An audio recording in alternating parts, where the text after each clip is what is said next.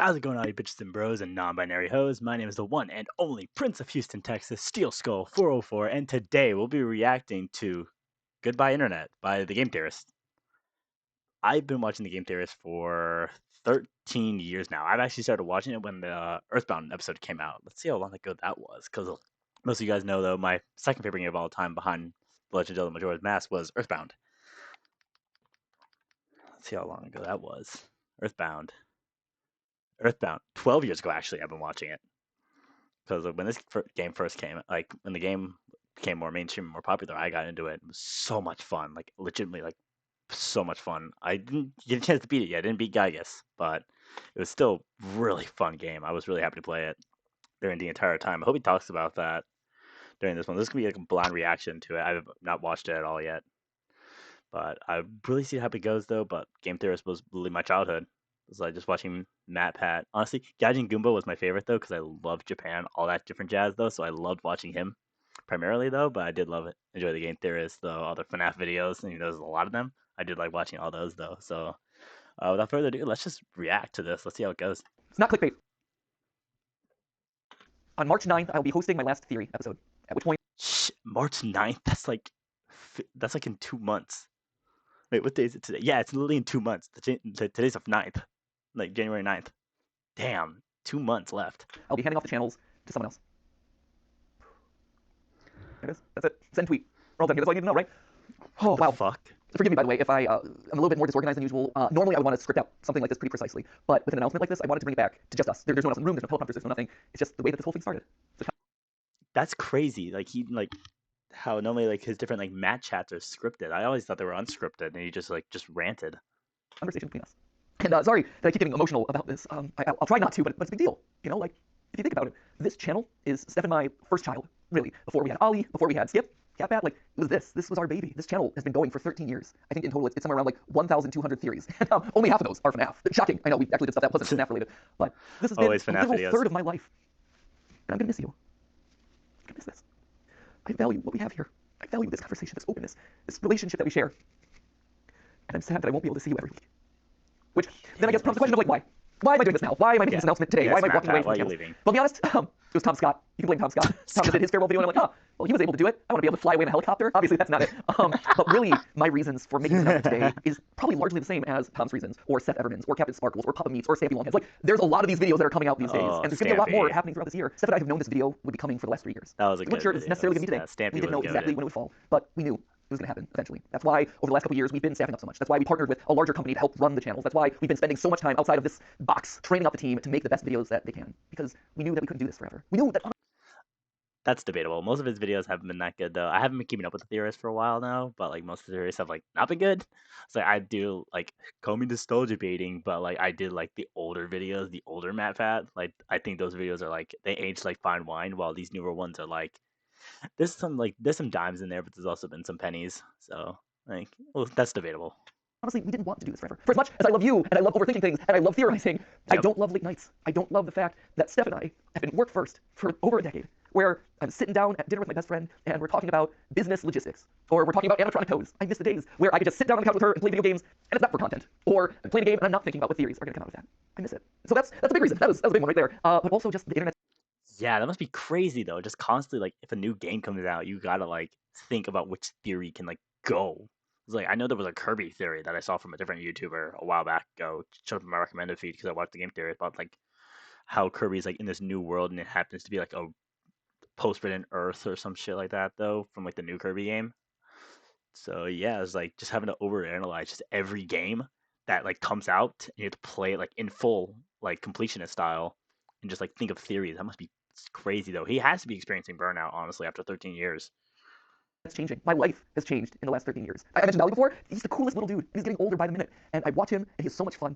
He is so much smarter than I was when I was his age. He also probably knows the FNAF lore better than I do, which is... Oh my... Could you imagine, though, like, Ollie just taking over the channel and just him talking about FNAF? I would honestly watch that. I think that would be really funny. Problem that I should probably address at some point. But honestly, I want to be able to spend more time with him. Another sad fact of the matter is I'm getting older. I'm 37 now. The other day, I actually had to Google my own age. 37. And you know that when you have to start like doing math in your head to calculate how old you are over the hill, my friends. No, to be fair, to my credit, I think I'm like the only 37-year-old out there who has an unironic appreciation of Skibbity Toilet. Then again, maybe that's the problem, right? Fuck Skibbity Toilet. That shit is so fucking annoying. Like, I'm 23, and literally, I hate Skibbity Toilet. Maybe that's not a good thing. And honestly, because this is all about us being honest, there's a bit of a selfish side to this. When you think about it, there's only really two ways to step away from a YouTube channel. You either just decide the day that you stop uploading and you're like, I'm done, or you just keep uploading videos from now until the heat death of the universe, and you watch as your relevance slowly dies or your passion slowly dies. And for me and my journey in this place, I always wanted to go out on a high note. And when you stop and look at the last year, this has been the best year in the theorist's lifespan ever. Like, no. That is true. He has been working like ape shit. I knew they had a Broadway show coming on. That was like really good. I've been wanting to go see that though, because most people know that I used to do theater when I was in high school, and I love theater. So like I heard about that though. That was really cool. I also saw he did like the golf tournament a while back ago. So yeah, it's like it's been a stressful year for Matt Pat. So I want to see what he had to say about this. No joke. It is our highest view year. It is the year where we want style theory and immediately put our foothold in a brand new space. And that Style theory was this year? There's no fucking way. There's no fucking way that was this year. There's no fucking way. There's no fucking way. Like style theory. There's no fucking way it came out this year. There's no fucking way. I don't believe that for a minute. There's no way it came out this year. It's like there's no fucking way. Let's see this. Channel details. It was 2015 it was made. But let's see, like, where's his oldest video? Like, when does, like, let me see, oldest, 10 months ago. So yeah, that was this year. Damn.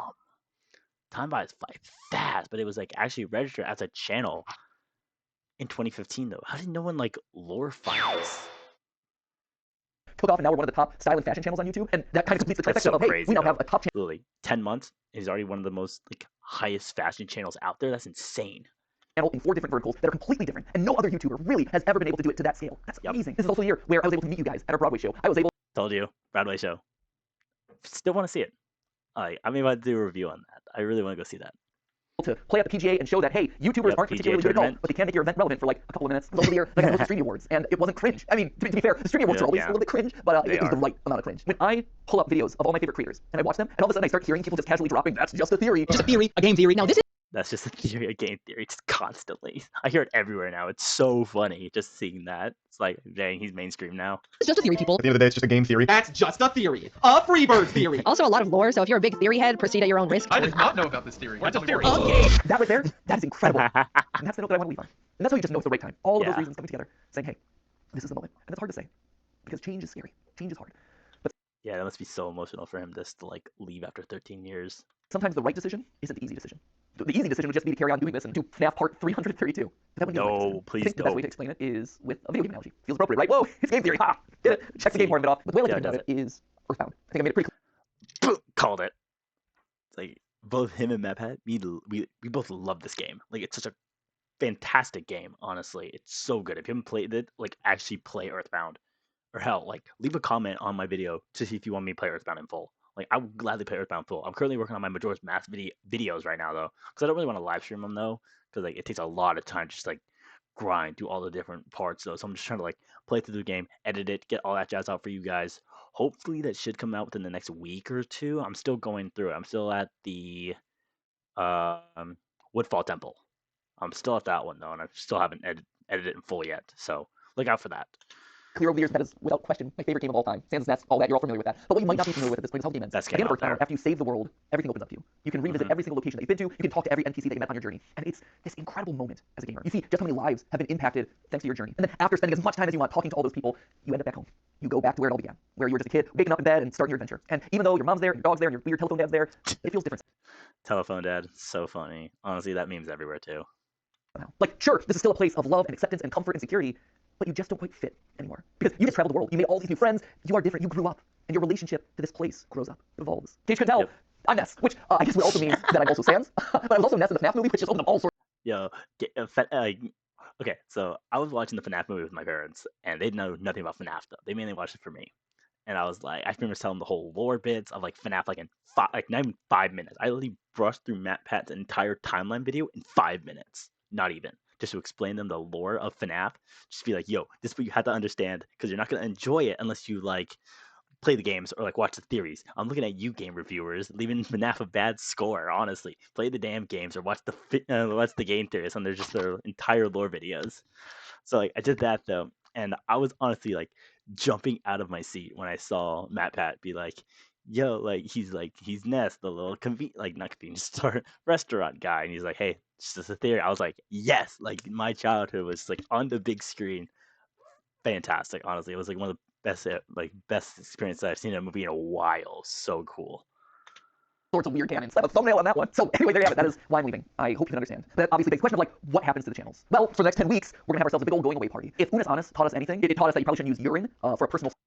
I hope it does not go the Unis Honest route and just make some like bullshit ARG content that you have to solve in order to understand the videos, and then just deleting everything so you can't rewatch it and understand the lore behind it. I really hope it does not do that for these next like, what do you say, like 9 videos, 10 videos, or I don't know what he said. I wasn't really paying attention though. But when he said Unis Honest, I was like, blank, do not go Unis Honest. Sauna. But if Unis Honest taught us two things, one was to not soak in your own urine, but two was to appreciate the time that you have left. So that's why over the next 10 weeks, we're going to have a bunch of theories that are going to be a lot of fun, revisiting old favorites, getting some closure on things. We're going to see some familiar faces. Oh, no. Gaijin Guma and Drake. Let's go. I cannot wait to see him again. I love Gaijin Guma's content, like I mentioned before. There's a lot of awesome stuff. Although, to be fair, I think it's 9 weeks, and I think we counted this one as week 1. That was stupid of us. That, my friend. So, okay, so it's 9 weeks. 9 weeks of it, including this. So, 10 weeks, but this doesn't count. Is how you wind up getting Wario being 10 feet tall. Mathematical rigor. Double check the numbers. So I have 9 theories left on each of the channels, but we're going to call them MatPat's Final 10 because that just sounds better. At which point then on March 9th, we're going to have that big going away celebration, MatPat's Final Theory, and I just dust away. I stand astride my music man and I just whip and nay off into the distance. But then... Did he just say whip and nay in 2024? Dad Pat, honestly. Like, this man is so old. Music Man was funny, though, but whipping nay off into the sunset. This kid. Something special happens. Do the channels go away with me? No, actually. I've always thought that anyone can be a theorist, right? If you are passionate about a topic and you love to overthink it and over-research it, then congratulations, you're a theorist. And that could range from, hey, I have family recipes that I'm constantly looking to refine, to, hey, I want to create the perfect fantasy sports team. Because here's the thing, sports pros, at the end of the day, if you are in the statistics and numbers and doing calculations to see if your team won or lost, you're just playing a glorified Dungeons & Dragons game. So you break 2, you're... Yeah, exactly. To all my friends that are like, yo, all my friends who are IRL friends with me, and have a fantasy team and hate me for playing Dungeons and Dragons, fuck you. Honestly, this guy proved you're just as a nerd as me. You're one of us, my friends. And sure, Game Theory is a format that I created. It's a show with this very excitable host who makes a lot of cringy dad jokes and says the word lore a lot. But at the end of the day, it's more than just a host. It is a show. It is a format. And in a broader sense, it is a state of mind. It's a way of thinking and approaching the world around you. It's more than just a host. And when you think about it, not a lot of YouTube channels function that way. We're special in that regard. Like, you're not going to be able to get another Markiplier stepping into the Markiplier channel. And you're never going to be able to recreate marbles. And to be honest, you're never going to get another MatPat either. But you can have another game theorist. You can have another film theorist or food theorist or style theorist. I think in a lot of ways, we almost function kind of like the Doctor Who of YouTube, whereas one host fades away and the new one that kind of would be respawns. so cool. That would actually be so sick if the film theorist did that, though. Just like hand over the mantle to somebody else, though. I'm guessing what he's going to do here, though, he's going to give one of his other editors or like one of his other like head people, maybe like Jason, Todd, Amy, all those different people, though, in all the different channels, and just giving them their channels. It's like, oh yeah, you get this channel, you get that channel, you get this channel, you get that channel. And it's like, you guys go, like, you guys do your own things in this, like, in these channels. These are your channels now. Like, that'd be so cool for him to do, because he doesn't have to, like, put all that work effort in, though. He may just pop up originally, though, but like, that'd be so cool if he just been like, oh, yo, editor, like this editor, you go. It's like, you go, just go. That'd be so cool. In their place, and they're able to put their own unique spin and flavor on the format and make it their unique thing. You have eras of the different theorist channels, and so, you know, my era is fading away and someone new is coming in. Maybe this is the David Tennant to Matt Smith transition, right? Good solid series episodes right there. So who then is going to be taking over the channels? Well, I don't know if you've noticed this, but fewer and fewer of the words that I'm saying in any given episode are actually mine. If you go down to the credits, you can actually see in the description that there are certain...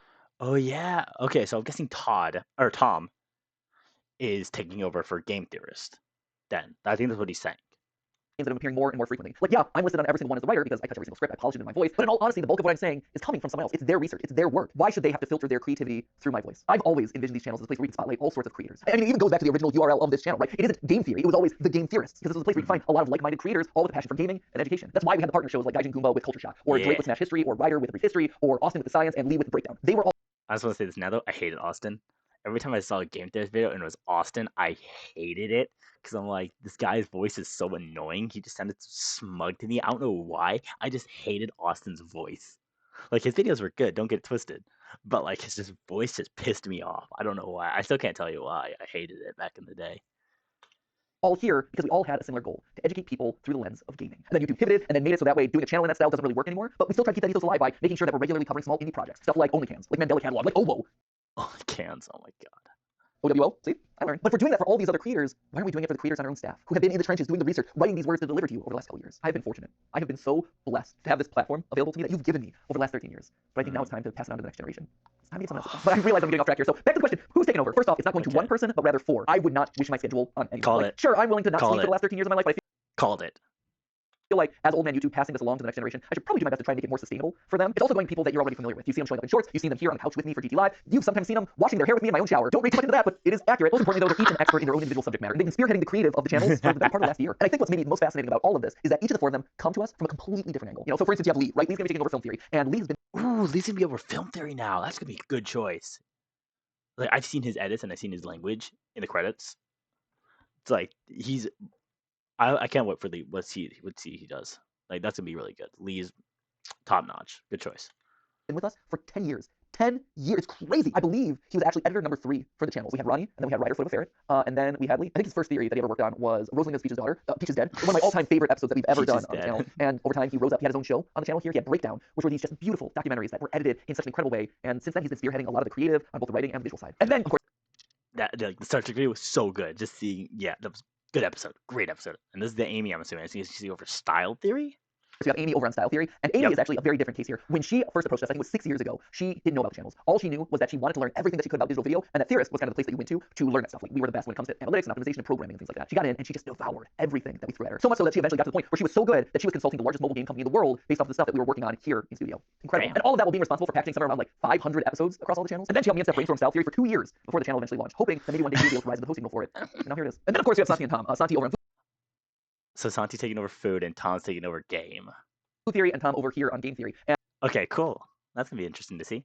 interestingly enough, they both grew up watching Game Theory. We were their childhood show, which, to be fair, just shows how old we are. Santi would eventually go work at Mythical with Rhett and Link before coming here, where he is bravely spearheading Food Theory and letting me mercilessly make fun of all of his recipes.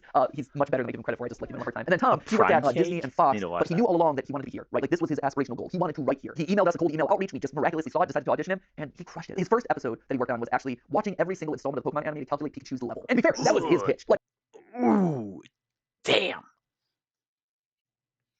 That's like, I think that Pokemon is longer than One Piece now. But since the Pokemon ended, that must have been wild to do. Because this was before I think Journeys came out. And that was a long series. Like, Journeys was long. But I only think there was like 25 seasons of it in the entire Pokemon anime from like the beginning of like Red and Blue all the way over to Scarlet and Violet. It was like 25 seasons. That's insane. I have asked people to do some crazy things in the past, but not even I'm that brutal. Like, you can only watch Team Rocket blast off so many times. But he's like, this is an episode I'm passionate about, and I'm going to knock it out of the ballpark, and I'm going to show you how committed I am. And he has been so committed ever since. So committed, in fact, that I told him, hey, if you're joining the channels, you do realize that you're going to have to read every single FNAF book. And he's like, boom, he did it. And we're up here going crazy. He read the FNAF books too. This dude's a psychopath more than me. Jesus Christ. Like, I'm psychopathic, but god damn. The FNAF addict. But not only did he read every FNAF novel, he also read every single Hello Neighbor book. Yeah, he went that far. Okay, who's actually read the Hello Neighbor books, to be honest? Like, they probably got their first sales just thanks to Tom. Currently, he's working his way to Bendy because the new movie's coming out. If nothing else, I think Bendy is a movie? Who's heard about that? Who's heard about the Bendy and the Ink Machine movie? I clearly haven't. I've only heard about the FNAF movie and the sequel that's coming out like soon. that really proves his level of commitment and also his appropriate level of insanity. He's been off a couple times. Like, I don't know if you saw on a recent GT Live, but Tom was here on the couch with me, and he actually denied that the moon existed, which was a choice. The main character from the chat says, that sounds like somebody who doesn't have a flag on the moon. I mean, that's if you believe it's even that. The moon? I don't think he actually believes that, but if he does, we're gonna get some weird Majora's Mask theories. Let me tell you, we're not allowed at this point. I am recognized at least. Would 5 love a times. Majora's Crazy. Mask It's a theory. really high number at this point, and it's a fascinating split because 50% of the time it's like, oh my gosh, you're MatPat, you were my childhood. I loved watching your FNAF theories, and then Matt Pat is my childhood, and I will continue watching his theories no matter what, though. Even with a new host, I'll still watch it. I honestly love their content. So good. They actually got me into doing YouTube. That and KSI. Like, those are the two big YouTubers I've been like, you know what? Like, let me try this out for myself. I was like, oh, you know, FNAF's still going. And they're like, what? No way. We talk about the new game, and it's always really fun. But the other half is, oh my gosh, you're MatPat. You are my childhood. I'm watching you right now. I love your most recent theory. And that's awesome. That's such an honor. I've been so honored to be a part of all of your lives. Yeah. But I think it's time for someone else to have that honor. I think it's time for someone else to get to ruin some childhoods. And that just kind of leaves us with one final question, right? Which is, what about me? You know, where do I go? Do I just retire to a beach somewhere? Do I whip a nene off into the distance? No. Stop with the whip. It's 2024, man. Like, it's 2024. Stop whipping and nay-naying. No one's done that. I haven't done this since like middle school, maybe even elementary school. Still be here. here. Obviously, first off, we've got our final 10 episodes, like I said, so that's, well, it wasn't 10 episodes. However many episodes are left between now and March 9th. We got those. 9, I'm going to be on GT Live apparently. from now until the foreseeable future, probably Okay. until the end of the summer. That feels about right. And then we have the big going away video on March 9th. After that, I, stand aside as Santi, Lee, Amy, and Tom step up and take over the hosting role. But I'm still going to be here. I'm still going to be alongside the creative directors, talking about programming, brainstorming ideas for upcoming episodes. That's awesome. I love that. I don't want to give that up. But the other cool thing about this Okay, is cool. Okay, cool. He's not leaving. He's just stepping down as host. That's gonna be good, cause like at least he'll know. It's like, what's up? that it opens up the door for me to turn the script. For the last 13 years, I've been commenting on other people's IP, but now that I'm stepping out of those roles, I get to create the IP. Still as a part of Theorist, but I get to create things that are going to challenge those new He's creating IP. hosts of the channel. Things that I've had in the back of my mind from years of studying media, and I can now make a reality, and the channels can comment on them. Things like, for instance, I have a lo-fi mystery series that I think you're really going to A lo-fi mystery series. Let's see what I say about that. dig. It's basically like if you took a lo-fi channel and applied an ARG narrative to it, it becomes lore-fi. I am so stoked about this music. It's really good. Animations are coming together really well. That's going to be launching in a couple weeks. We'll see if Lee over on Film Theory is going to be able to solve it. In April, I'm actually going to be coming back onto Style Theory to host a giant fashion show that we're doing there. We all collectively had this thought of like, hey, online brands, online influencers are coming up with their own apparel lines. Why is there no place to showcase that sort of stuff? And then it hit us like, hey, we have a style Hey, buy my t-shirts. Link in the description or in the about section. You can buy my clothing. Like, we got everything. We got shirts, pants, like everything. Like, you want a patch for your backpack or your jacket? I have one. So link there in my about section or in the comments below. and fashion channel. Why aren't we doing it ourselves? Creators in Fashion by Style Theory that is coming to you in April, hosted by me. Some of the time that I'm not hosting the channels, I'm going to be practicing my runway That'd be walk. cool. Because let me tell you, if I'm sashaying down the runway, if I'm stomping the runway, it's not going to be pretty right now. So I need to practice that a little bit. There's also this animation show that we did pilot for in like the middle of last year. Welcome to EV, the last place you'll ever want to live. Interesting. I may have to take a look at that too. on my Basically, free like you time. took Gravity Falls, but aged it up and made it about adulting. It's really, really solid. And also, there's this video game idea that I want to do for like so long that I never had the opportunity to really like dive into A video game that would be sick as fuck to watch. and make And reality. play. But now it's my chance to step into the role of Scott Cawthon and challenge the new game theorists. There's always been the memes about are Scott Cawthon and I the same person? Not yet, but who knows? Maybe start later this year. And those are just the immediate things that I have on my to-do list because I want to make fun, cool things for you. And even if it's not a weekly episode, I still want to give those things to you because I think you'll like them. You matter to me. You are so important to me. Every single one of those people who stop me on the street, it's an honor, right? Damn. It's interesting. Because of this whole transition, I've been thinking a lot about my time on these channels and the evolution that we've gone to together. In the beginning, right, I was kind of like the edgy older brother, where I would talk about like, oh, did you know that Link is dead? And let's make some boob jokes. And then at a certain point, I evolved into dad hat, right? I became a little bit more mature. I had the team around me. I had to be more careful about who I was saying was dead on a regular basis. Instead of talking about boobs, I ended up talking about Luigi's bulge. That felt like the right decision at this point. I think I'm kind of evolving into a grandpa hat, for lack of a better term. And just like your grandparents, hopefully cool grandparents, but just like your grandparent, you don't get to see me all the time, and I don't get to see you all the time. And maybe we call and talk to each other every once in a while, but at the end of the day, that grandpa loves getting to see you. Maybe he shows up at a special event, maybe he shows up at a holiday, maybe he shows up at the Theory Wear fashion show, who knows? But he so looks forward to seeing you. And the love that he has for you, it doesn't go away. That grandpa is so proud of you. And he cherishes the relationship that you've had so much. And he is so honored to be a part of your life, to have been a part of helping you grow and helping you experience the world. And he looks forward to seeing you at the next event. And if you see him on the street, we'll hang out. And hopefully he brings you cool, fun gifts. I know this is going to sound cheesy. That's crazy. I'm actually getting a little bit choked up here. I normally don't, but it's like, okay. So I'm a third generation immigrant from El Salvador. My grandpa, awesome guy, awesome. I love my grandpa. He moved from El Salvador to Houston for a better life. Honestly, he's been doing fantastic. Honestly, he always tries to make me to do whatever I want to do, no matter who tells me. It's like when I started first doing YouTube, though, I was just doing it for me, though. And then I was like, I don't have time. My parents never really approved of me doing YouTube and all that jazz. But he always did, honestly. And when I said I was doing music, he was like, go for it. It's like, put your heart out there, honestly. Both my grandpa and my grandma love my music, like, love me doing music. I actually have a song coming out soon with my grandpa playing piano. That'll be coming out soon, though. I just gotta finish the lyrics and editing and all that jazz, though. But he always tells me to just go for it. Honestly, don't really care what other people think, though. So that's, yeah. It's like just him just saying that reminded me of him, though. I don't really want to see him that much, though, because currently where I'm living, I live pretty far from him, so I don't really get to see him every day, though. But when I do, though, it's always a special moment, honestly. So yeah, it's like, that's awesome. It's like, yeah. And I know the internet will probably break me over the coals for crying for one, but I love you guys. Yeah. I do. You're not just numbers. You're not just ad impressions. You're not just merch sales. What you have done for me, and from everyone I talk to, what I've done for you, is special. It's special. When I was in middle school, I had this goal of making the world a better place because I'd been part of it. It didn't have to be big. It didn't have to be curing cancer. But I wanted there to have been a ripple impact. Just because I was there, butterfly effect, all that. We've done it. I think we've been able to achieve something great here. You have taken me on the wildest, craziest 13-year ride of my life. I'm so grateful. So, Grandpa Pat is going to sign out now, and I'll be around for a couple more weeks. I'll be living around the house for a while. We'll have a big family reunion celebration. Then I'll go off to my Love little to see what he shack has in the to woods, do, my retirement home down in Florida, honestly. and I'll pop in every once in a while.